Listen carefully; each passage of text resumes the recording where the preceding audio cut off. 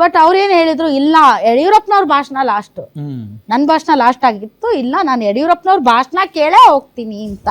ಅಷ್ಟ್ರ ಮಟ್ಟಿಗೆ ಆ ರೆಸ್ಪೆಕ್ಟ್. ಅಮಿತ್ ಶಾ ಅಂದ್ರೆ ಈಗ ನಂಬರ್ 2 ಇಡೀ ದೇಶಕ್ಕೇನೆ.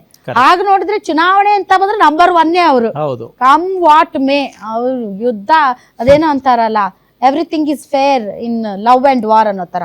ವಾರ್ ಅಂದ್ರೆ ಅಮಿತ್ ಶಾ ಮುಗಿದೋಯ್ತು. ಹೆಂಗಾದ್ ನೋಡಿ, ಪಶ್ಚಿಮ ಬಂಗಾಳದ 15 ದಿನ ಇದ್ದು ಹೋಟೆಲ್ ಅಲ್ಲಿ ರೂಮ್ ಮಾಡ್ಕೊಂಡು ಅಂತವ್ರು ಯಡಿಯೂರಪ್ಪನವ್ರಿಗೆ ಕೊಡುವಂತ ರೆಸ್ಪೆಕ್ಟ್ ಇದೆಯಲ್ಲ. ಯಡಿಯೂರಪ್ಪನವ್ರು ಯಾವಾಗ್ಲೂ ಒಂದ್ ಸಣ್ಣ ಡೈರಿ ಇಟ್ಕೊಂಡಿರ್ತಾರೆ. ಎಲ್ಲಿ ಹೋದ್ರು ಕೂಡ ಯಾರಾದ್ರೂ ಬಂದ್ರೆ ಸಮಸ್ಯೆಗಳನ್ನ ಆ ಡೈರಿಯಲ್ಲಿ ಬರ್ಕೊಳ್ತಾರೆ. ನಾನು ಅದನ್ನ ಕಲ್ತಿದ್ದೀನಿ ಅವರಿಂದ. ಸೊ ಅವ್ರು ಹೇಳಿದ್ರು, ಯಾವುದೇ ಪಕ್ಷ ಆಗ್ಲಿ, ಅದು ಪ್ರಾದೇಶಿಕ ಪಕ್ಷ ಆಗ್ಲಿ, ರಾಷ್ಟ್ರೀಯ ಪಕ್ಷ ಕಾಂಗ್ರೆಸ್ ಆಗ್ಲಿ, ಬಿಜೆಪಿ ಆಗ್ಲಿ, ಯಡಿಯೂರಪ್ಪ ಒಂದು ಅಧ್ಯಯನದ ವಿಷಯ ಅಂತ ಹೇಳಿದ್ರು ಅಮಿತ್ ಶಾ ಅವರು. ಯಡಿಯೂರಪ್ಪನವರ ರಾಜಕೀಯ ಮುಂಬರುವ ರಾಜಕಾರಣಿಗಳಿಗೆ ಒಂದು ವಿಶ್ವಕೋಶ ಇದ್ದ ಹಾಗೆ.